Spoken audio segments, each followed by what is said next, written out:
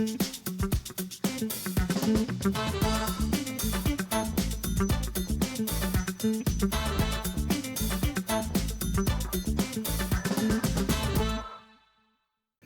Matters podcast is back. Woo! Where did it go, Dodo? Where did it go? So we did 39 episodes in 2024 and then took a break because there was no one left to talk to. Fair enough. And it's back now. And yeah, glad to be back. New studio, new guest. Doireann O'Connor, you're very welcome. Thank you very much. I'm absolutely thrilled to be here. Yeah, no, it's great to see you. So for anybody that's listening, we're going to need to roll the clock back a bit. Tell us a little bit about who you are, where you come from, and how the hell did you end up here? Where do I start? So my name is Doireann O'Connor. I always start with, I was the mistake of the family. I feel like that's a nice icebreaker, even though sometimes people are like, oh my God, are you okay? And I'm like, no, but that's not the reason, you know what I mean? So a country girl, and I had planned when I was maybe 7 or 8 to be the next Britney Spears. At the moment, I'm working on that. It hasn't worked out for me just yet, but I'm still tapping away. And in the meantime, before that happens, I've decided that I will start putting up a whole heap of stuff on social media and try and get into radio, television. I'll basically do anything for cash within reason. It is all the creative stuff, though, obviously. All the creative stuff, yeah. I went to college and studied music and dance in UL, and then came out of that, did a million different random jobs. And then my father, who's a farmer, was like, you need to go get a good, like, pensionable job. So I went back and did a master's in education to do primary school teaching. And obviously that didn't work out too well. It basically never happened. But I did enough to be fully qualified. So you have something to fall back on, which is what all Irish parents want their kids to have, isn't it? And I'm so grateful. So I first noticed you when you came back from traveling and you started to put some stuff on social media, which is about a year ago. Yeah. And it's kind of blown up. So just what was the thinking behind the whole kind of social media kind of... There was no thinking behind it. Generally, that's how I have rolled with life. But no, there was. When I came out, like, I always dreamed to work in the arts. And I feel like nowadays, to do that, you have to have some kind of social media presence. So I went traveling. It was my Eat, Pray, Love journey. And I feel like before that, I was in a wedding and events band, and I was always kind of skirting around the edges of doing maybe film, ads, TV, but never really, I was too afraid to fully jump in, because now I realise I was afraid of what people were going to think. So I basically went away, realised nothing matters, nobody cares. And when I came back, I was like, this is it now. I'm going hell for leather at what I want. And I couldn't care less about what Mickey Joe down the road thinks of me. And were you someone that's into social media were you one of the people that, you know, would go for a meal and put a picture of your meal? Were you a social media person when you were younger? Not at all. No, I was like, I'd, you know, throw up something now and again. I actually had deleted my personal Instagram page, and I had started like a business page before I went away, and kind of at that time, because I wasn't really into showing my personal life on social media, which is funny now because now it's like it's an open book, you can see everything. But yeah, I wasn't into it until I fully just went head first. And what was the goal? Was it to get kind of gigs in terms of music gigs or advertising gigs, or was it, what was the motivator, or what was the driver behind it? The performance element of it, I think. I love that I am my own boss. Mm-hmm. And I like, say I put up some videos and I could see the ones that were getting traction were the ones where I was just being fully myself, you know, in like, I feel like dancing in the bedroom. Exactly. Yeah. Okay. That it's all different versions of my personality. And, you know, it's a bit mental, some of them. Well, I don't know. People are like, you're mad. And I'm like, really? I didn't think so. But okay. But yeah, I just really enjoyed kind of the performance element of it. And then as well, I was like, okay, where can this take me? You know, I've done ads and done different things, and you'd always be terrified of what it's going to come out like in the Yeah. end. Whereas now I can, You have editorial control. yeah, exactly. Yeah. And I really enjoy that side of it.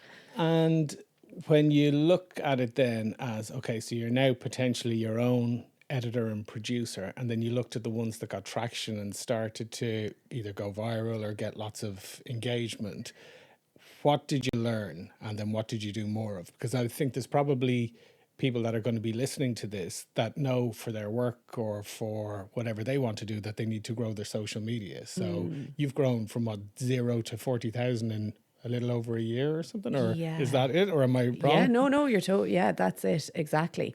I think the main thing is, and I know everybody always says it, but it's to actually just be yourself. Like what I do, someone else would do it and it wouldn't, do you know, it might not work for them because it's not their thing. I think you try everything until you find your thing. And that's all I can really say. Like until you just keep at it. I feel like jumping it. Nobody is ever going to be ready. You're never going to be like, okay, I'm ready now to try this brand new thing. You jump in and you learn as you do it. And I But feel like how do you know what is good to put on a story versus a post? Or like, do you know what I mean? That's where I would struggle. I'd be like, oh, okay, there should be some content about this thing that's coming up, but I don't know if that should be a story or if it should be a post or if it should be, because some of your stuff is really authentic that you just kind of shoot as you're walking down the street, and then I mean, obviously other stuff needs to be edited. So how do you figure that out? that's a great, I don't know. But that's genuinely it. You just feel as you go. I feel like I've learned, I can only say what works for me. Do you know, that kind of way? And I feel like what works for me won't work for everybody else. And I genuinely, I'm not joking you when I say I don't have a clue. Like I am now, I'm not a slave. People are like, oh, you have to look at the insights and you have to see, oh, this is after getting, people are looking at this for 2 seconds or they're looking at it for 10 seconds or whatever. I feel like the main thing is that 2 seconds, you have 2 seconds to catch someone's attention. And I feel like that's what I'm trying to do. So in every video you're trying to explain within 2 seconds what the rest of the video is going to be about. Okay. Do you know? And I saw someone talking about that on TikTok and I was like, okay, so that's like, yeah, you're trying to hold someone's attention. So it's trying to do that, but also be yourself at the same time, do you know? So I don't know, that would be my... Yeah, I see all those videos, people going, this is a hook, this is a hook, and I'm like, okay, I need to know about hooks, but it's not my thing. Yeah, the And hooks, do you feel like a pressure that you need to post so many times a day or so many times a week, or do you watch how many follows or unfollows or anything like that you're getting, or just let it do its No, thing? I don't want to know how many people are. I feel like once you treat everything the same, so if a video goes viral, wonderful. If it gets nothing, grand. Then you're level the whole way through. And I feel like that's the point for me, is to be happy with what I'm putting out and not do it for other people's validation. And I feel like once you're cool with that, you'll be grand, because the minute you start worrying about, oh no, that's not going viral, or that's not, do you know, that's when it becomes you're Yeah. doing it for someone else. Yeah, you lose that kind of authenticity yeah. if you're chasing clout or whatever. Exactly. Yeah. But I would put pressure, not put pressure. Well, yeah, I suppose, like, I'm lethal.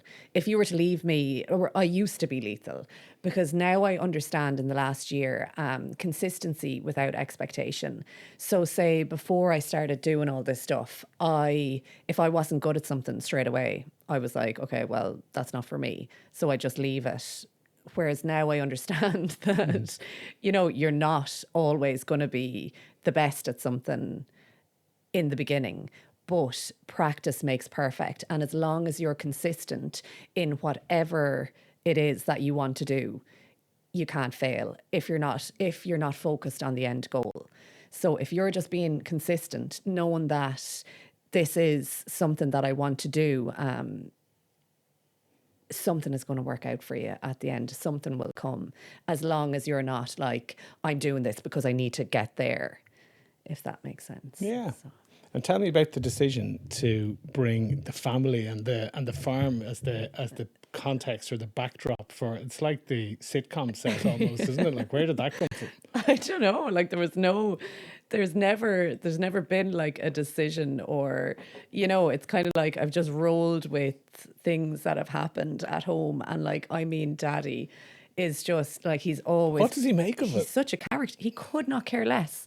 He is like, oh yeah, that's grand, and he's like, yeah, sure, I have your man coming up to me there in the March saying, oh, I see you on the TikTok, So, and he's like, it's grand. But So people around the town obviously are seeing him on it. And does he like it? Does he like people coming up and he's saying? like, but like he doesn't care, and I think that's the loveliness. It's relatable. Isn't Yeah, it? It's just, yeah, he's so. There's never been like, I just reversed into his Hilux and basically rode off the side of my car, and now there isn't a scratch in the Hilux. But I was okay, go back a second. How did that happen? just because I feel like now it was a blind You weren't spot. on your I was phone like, or anything, were you? No, Okay, I only just I'm just thinking like it was a contest. no, just straight. I basically foot in the accelerator and straight into the Hilux. I was in a bit of a rush, I think, and I wasn't thinking, and next thing I hear the crash and I'm like, oh, beep. And then, Mommy and Daddy came out. And I feel like that's the whole thing. Like I was bawling, and the two of them were like, sure, it's grand. And Daddy was like, that'll buff out. That is like, they sound really supportive, and it sounds like the typical Irish parents, like nobody was hurt. That's the main thing. Yeah. So Yeah. that's lovely. No, I'm So what have lucky. been the tougher parts about, because there's a vulnerability to putting yourself on social media, like you're putting yourself out there for criticism, like. Yeah. And I think once you're kind of okay with yourself, nothing is going to rock me. I mean, there's so many, like the amount of abuse. Like, actually, I think of the first video that like went wild on TikTok. The amount. What kind of numbers are we talking here? It Are we just talking it like- took off. Yeah, Yeah. that was where like literally overnight on TikTok, I put up a video saying, I'm Doireann, I'm 32, single, and have no idea what I'm doing with my life. And next thing, the numbers started like Wow. rolling. And there were, and I feel like that's the thing as well. You get so many, I'd say 90% of the comments were lovely, but there was that 10% where they were like, oh my God, like you need to talk to someone. Like they were insane.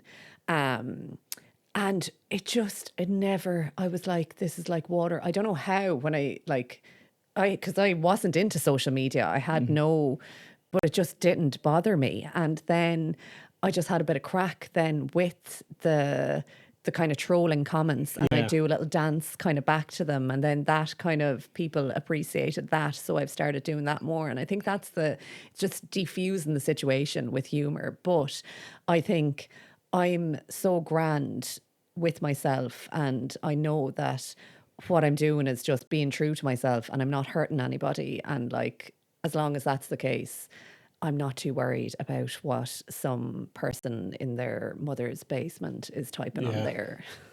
Yeah. and Even though that's the same as me, I'm in my mother's basement too, so I the can relate. thing. But I'm not abusing anybody, But that's the thing, isn't it? It's like when people say, don't take advice from somebody whose life you wouldn't swap with or whatever. So. Exactly. Or that's not the quote, but you know the one. It's something like that. Facts were never my strong point either, Tony. Yeah. Yeah. I get it. And But I feel sorry for them a little bit too, because I'm like, if you are so, I feel like someone, it's Sad, always, a reflection, exactly Yeah. what you said. Yeah, they're projecting On their own. themselves. Yeah. And it usually comes down to people that don't really like themselves or feel happy in their own skin. Exactly, yeah. So, And then you started podcasting from your car. yeah. Why not? Of course. Seemed like the only valid. The logical thing to do. So okay, talk to me about that. Was the first one the dating with Doireann one? Or No, so started absolutely Daddy and Doireann first. Okay. Yeah. And then I was like, why not do like absolutely everything I've ever decided to do in like one go? So the editing, I was so stressed because I was doing like everything myself. Yes. So okay, what was the idea for the podcast? Where did it live? And just give us that. Okay, so with Daddy, absolutely Daddy and Doireann, it was a real passion project because Daddy was like, he's got so many stories and, you know, his upbringing and how he grew up was so different to nowadays and to mine. So I thought it'd be cool to kind of do a contrasting, you know, the contrast between our lives basically. So the absolutely Daddy and Doireann is just Daddy's upbringing and life in general and how it compares to life nowadays and to mine. And basically me not having an absolute clue about anything then or now. And where did you put it? Was it YouTube or Spotify, or where did it go? Or On Spotify, yeah, it's on all podcast platforms. If Okay. anybody would like to have a little very listen good. And to how many it. episodes did you do? 10. Okay. 10. So, and it like people have really loved it.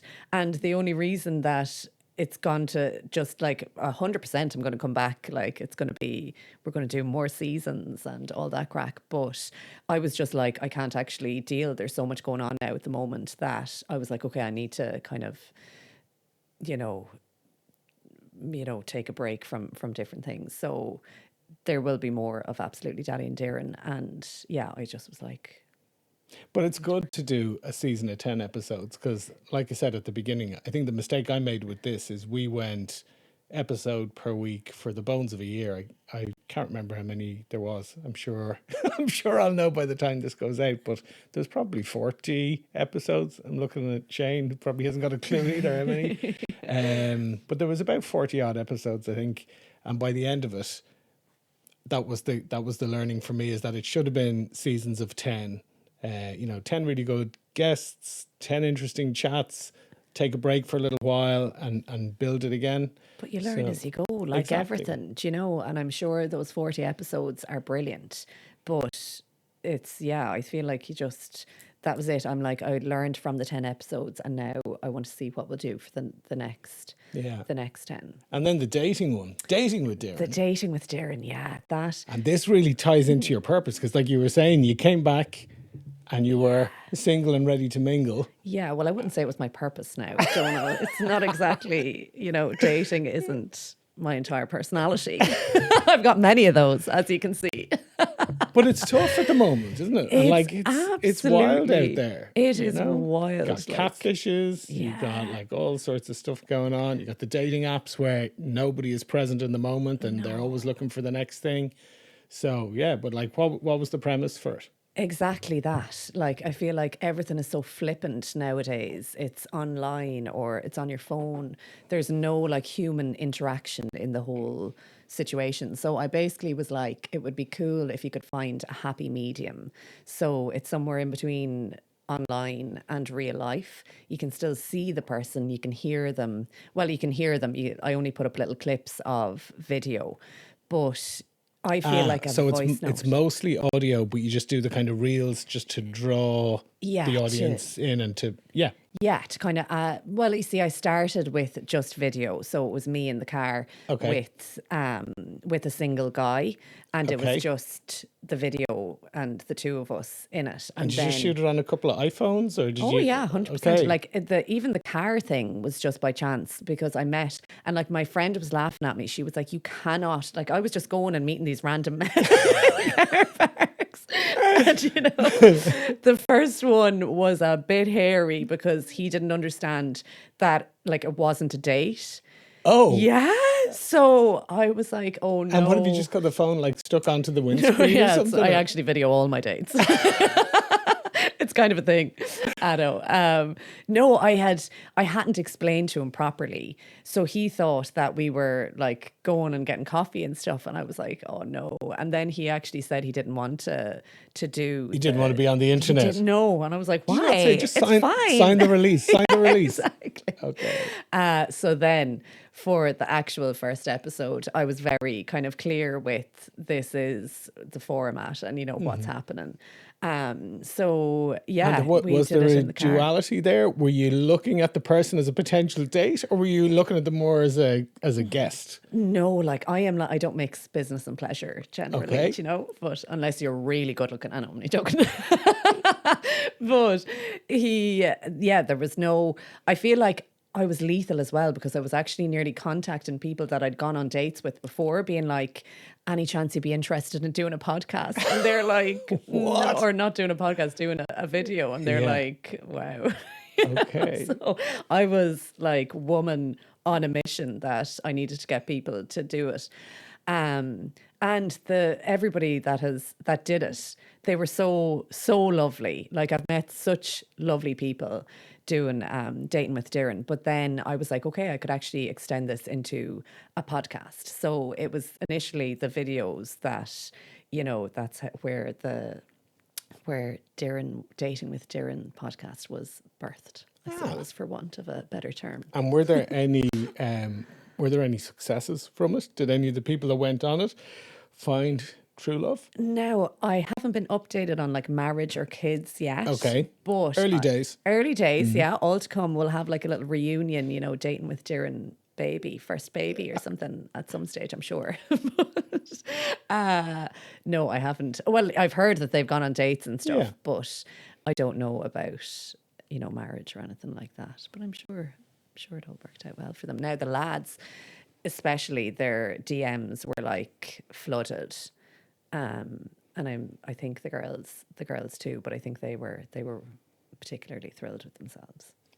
The girls were particularly thrilled. Both, but I think Okay. the men that did it were like, oh my God, I can't cope with the amount of people that are And that's contacting me. actually the problem, isn't it, with dating nowadays?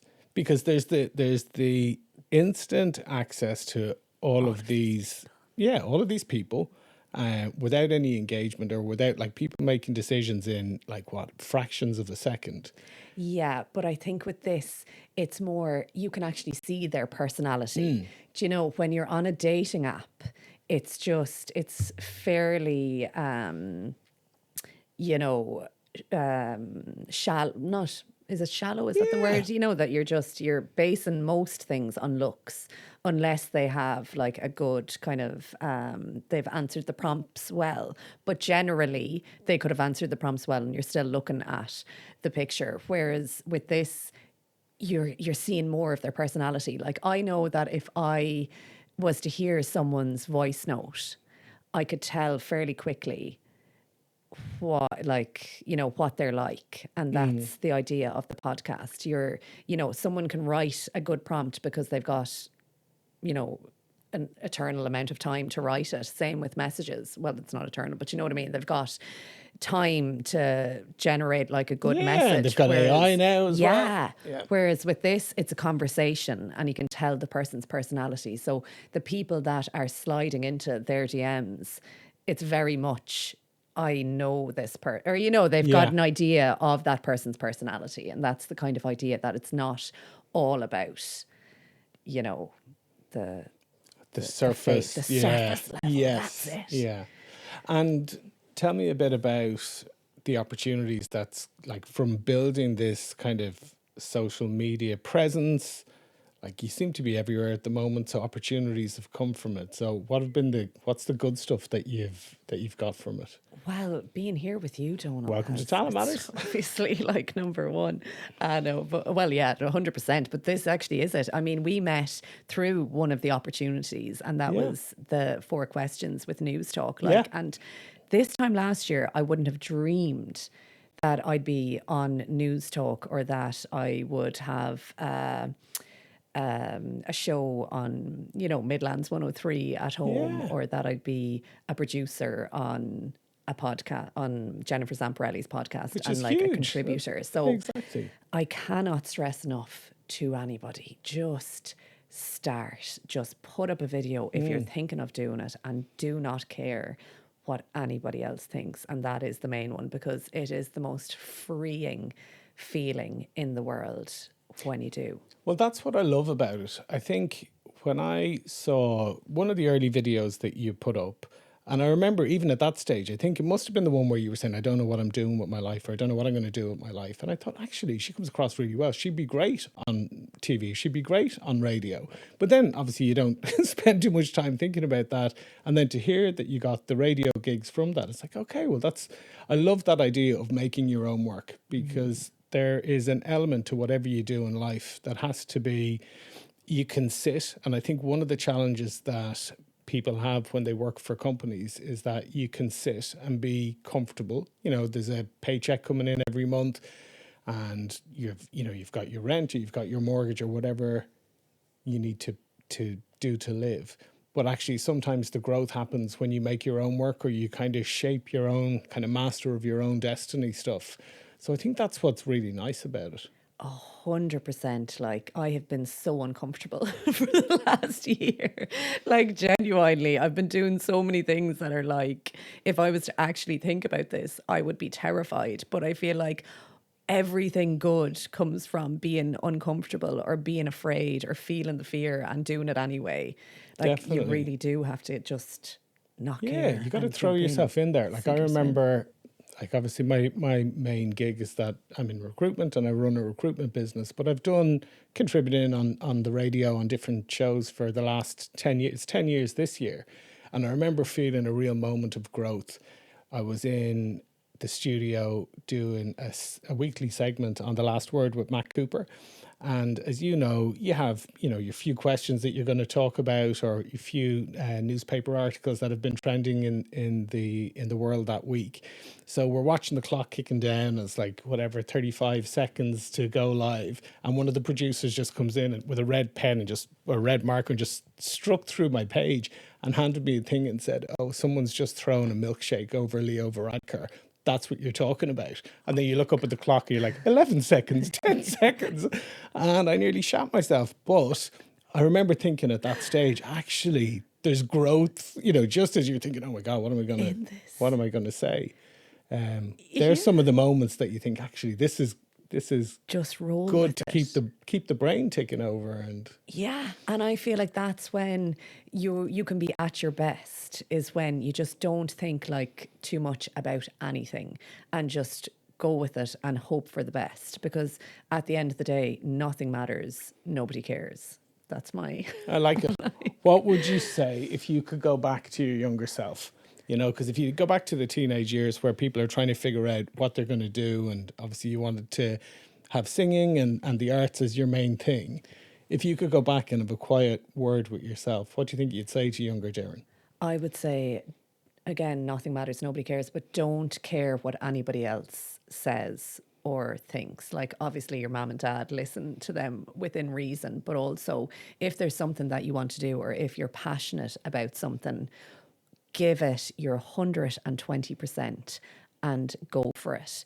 Don't settle for the safety net. Just bullheaded, go for what you want. Because I remember, like, I wanted to do media and communications in DCU, and it wasn't my parents. It was, I actually don't remember who said, sure, there's no jobs in that. Like, what are you going to do? And I didn't do it because of that, because I was like, there's no jobs in, it's so, it's not, you're not guaranteed work. So then I went and studied music, because obviously there's loads of jobs in that. But, I think of that time and I think I was swayed by other people's opinions. Now, obviously, I went and I'm absolutely thrilled with the avenue that I took, but I always did kind of worry about what other people were thinking and other people's perceptions. So I'm grateful and I genuinely believe that everything happens for a reason. But I would tell my younger self to just go hell for leather and give whatever it is that you're passionate about 120%, and you can't fail. And did you give yourself a period of time when you came back from traveling and you started putting your stuff out there on social media? Were you thinking, right, I'm going to give this 6 months or give this a year and see if there's traction? Or was there a method to the madness? No method. Like, literally, I'm still rolling, hoping for the best. And that's the consistency without expectation. Like, my main goal is to just be content. and, not happy. Obviously everybody wants to be happy, but you kind of have to know that happiness is an emotion, just like sadness, like it's all going to pass. But as long as you're content with, your life and your situation, that's the goal. So at the moment, I'm still kind of working for something. I don't know if I'll ever kind of figure out what that is, but as long as you're enjoying the road, Yeah. you can't fail, and I really am. So I've no plan. I'm just hoping for the best and enjoying. I think being present as you're on the journey is important too, and I need to remind myself of that sometimes as well, because there's so many great moments every single day that we take for granted, and I think it's important to not focus on the destination but enjoy the journey along the way as well. I love that. And actually, I was talking to my daughter, Callie, about something very similar to that, because I think she's at a stage where she's going into fifth year and she's trying to make decisions now about the subjects that she picks and the direction that her career goes. And for me, it's more about doing stuff that enriches your life and trying to get that through to them at a young age that, okay, it's great to do, and I would say it's great that they do the best that they can do in school, according to their ability, but not to, make it define, not to hang so much on the leaving cert that they feel that it's the be all and end all, because there are different routes into all the different careers that they want to explore and that they want to check out. But, I'm thinking for them about, okay, of course you want them to get a qualification so they have that something to fall back on. But I think for me, third level education is easier than second level education, because you pick something that you love and that you're interested in. And when you're studying that, rather than being forced to study 8 or 10 subjects that you might be less interested in some areas.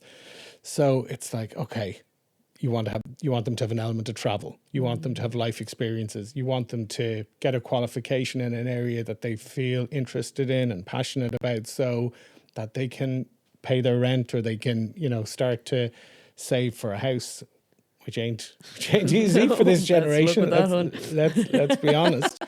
But it's more, it's that. It's like we get one go at this, and you've got to do something that actually makes you. Yeah, I think happy is the wrong word. Yeah, tick. Yeah. Like there's going to be good times, there's going to be tough times, but something like it's the legacy piece, isn't it? Exactly, 100%. And that's why I think if you follow your passion, you can't go wrong. And I think it's people maybe with third level education that don't know what they want to do and are like, oh, I'm just going to study arts. I think that's where you can kind of make a little mistake. Now, I genuinely believe everything happens for a reason, but I think if you are deciding to do something just because you want to go to third level education, I don't know if that's the best idea. Like maybe in that case, if you were to take a year and see and try lots of different things and then come back and study, I just don't know. I know that for me, it was always music and dance, or, it was the kind of arts, as in actual creative arts. I think if I was to have gone into, actual, like arts in UCD, philosophy and yeah, I would have had zero interest. So I'm not sure that would have worked out well for me. So that's why I'm saying find that passion. And it's hard to find when you're 18, and then go with it on that. And also I think it's nice to the inner child. I'm mad about that it's like, what were you into when you were your most authentic self as a child? Was it sports? Was it animals? Was it, and find that little person and see what they always wanted to do. That's a really good point. And actually, I find myself being really hypocritical in this area, right? Because I'll interview people on the podcast and they will say things like you've just said, where they were really interested in. I remember one guest who said she was interested in art and fashion design, and she went to the career guidance counselor, and they said you should do nursing. And I find myself having the same conversations. Like Callie's really into music. She's a beautiful singer. She loves music. She did really well in music in her junior cert, and she'd love to work in music. And I'm saying to her, like, what do you think about doing law? Yeah. And it's difficult as a parent, because you're trying to protect them for the future, but actually you don't want to stifle that creativity and actually having them do something that they love. And It's a really tricky It's one. a tricky one, but you see, there's so many opportunities nowadays. So it's like if what's Callie? if Callie was to go and study music, it's not that she's going to be Britney Spears, but she could be a music producer. She could work in music and musical engineering. She could work behind the scenes. Like there's so many opportunities within the realm of each, genre Yeah. of work. And it's like, the vocabulary isn't I'm there, but loving you the know what I vocabulary. mean? It's I'll tell you something about the inner child, or going back to young Donal or young Doireann or whatever it is. I don't know if you've ever watched Long Lost Family with Davina McCall. Have you seen this show? It's the oh, one is that where there? they kind of trace, missing children, or children are like maybe trying to find their birth parents and stuff. So I was watching this one day, and Sorry, is it filmed over like 20 years or something? no, that's Okay, I sorry, like that that's a one as different well. one. Yeah, Yeah. that one is that the one? Oh, I can't remember the name of it. But anyway, no, this one is like where they're, people, for example, that were adopted as kids try to find their birth parents. And, they've got all these researchers and they're going back through the birth certificates and they're searching of, reconnecting families and stuff. Cool. But anyway, I was watching it and it started to make me think about the school that I went to. So I went to a school called the Harold Boys National School in Glasstool. And I remember there was an orphanage up the road from the school. And so some of the kids in the school would have come from that orphanage. So anyway, it made me think about all this stuff. So I started searching the school name and all this. And there was very little about it online, except for the website of the school today. But I found that the old principal, who's retired now, had uploaded an album that had 3,000 photographs that went from the 1970s up to the 1990s, right? So I was in that school from 1979 until 1987. Ooh. And I found all of these pictures of like that literally brought me back to the school days, like all these photos showing what school was like, because you forget, like late 70s, early 80s, like there's pictures of us there, like it was a different time. Yeah. And we're sitting in those little school desks, and this dude sitting next to me, one of them is wearing like a tank top jumper with no vest on it, like bare arms, and like like it's just different days, and like the toilets were outside, and like it was basic. Yeah. But yeah, it's I don't know what relevance this has to anything. I love it. But if there's anyone listening who went to the Harold Boys National School between the 70s and the 90s, send me a DM and I'll send you a link to 3,000 photos that the principal put up. Isn't that mad? That is mad. There's a random fact. But when you think back to that little baby Donal, like what was he into back then? What was he doing in the photos? Was he like playing sport? I bet. And having He was wearing an Aran jumper with some a blue Aran jumper with some nice cords and some nice Clark's shoes, and yeah, different days. So when you look forward now and you look at what you're looking forward to and what you're hopeful for, how do you define success? Like, what does success mean to you? And what do you hope for in the next couple of years in your life, in your career? Success is just, as I said before, it's just to be content, I suppose, and kind of, I never really want to say like happy. It's to be content with my situation and just enjoy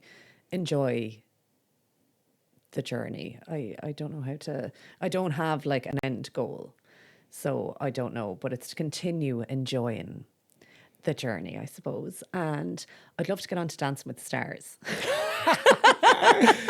This is like the manifestation corner where you just throw it out there. Exactly. Yeah. Because that's where like little Doireann is like, that is the dream. I couldn't care less about anything else except just seeing her, and then after that, I don't really like, I'm fairly cool with anything. And this is where Shane cuts a social clip for that line and tags the Dancing with the Stars producer in it. Exactly. Yeah. Let's go. I know. And I think, yeah, just continuing to to keep trying and to keep rolling with the punches and see what happens. I've got an exciting job coming up now again, and it's something different. It's presenting, so there'll be a lot of kind of on camera stuff, and I'm really excited about that journey and kind of to see where that's going to go. And I think as well, what lights me up is being able to have my family so involved in, the journey as well. Like the last year has been unbelievable with daddy and with mammy and with my brothers and sisters. Like we're all absolutely mental, but I don't know what I do without any of them. So I'm so lucky to have. I'm lucky and I'm grateful for absolutely everything in the last year, because it's been the best year of my life. And I just want to say, if anybody is thinking of doing something that they're afraid to, just jump in and hope for the best, and don't worry about sinking, because you'll definitely swim, I promise. I love that. And I think one of the things that's really good about podcasts is that these conversations go with people when they're going for a walk or they're going for a run. And actually, sometimes people need to hear that, and they need just that little bit of encouragement to actually say, do you know what? Forget the begrudgers and actually have a bash at it and have a go. And I think that is it's a pretty good message to get out there. 100%. Nobody cares about anything more than themselves. So just do whatever you want to do because you want to do it, not based on anybody else's opinion, and you can't go wrong. Cool. Well, listen, thanks a million for coming in. Thank you. Where can people find you if they want to follow your madcap adventures? So my air code is, you can follow on Instagram, it's at O'Connor Doireann, and on TikTok, it's Doireann OC. Yeah, and I think if you just put in Doireann O'Connor, maybe they could be wrong, but it's Doireann O'Connor is the name. So if you search that, I'm sure I'll pop up somewhere. Brilliant. And listen, best of luck with the new gig coming up. Best of luck with Dancing with the Stars when it arrives. Thank you. I'm really looking forward to I'll it. be looking for my 10%. Do you want to dance with me? I wouldn't put you through the pain. Thanks so much. Thanks everybody. Talent Matters podcast is sponsored by Sanderson. And yeah, we're back. Tune in for more madcap adventures next week. Yo.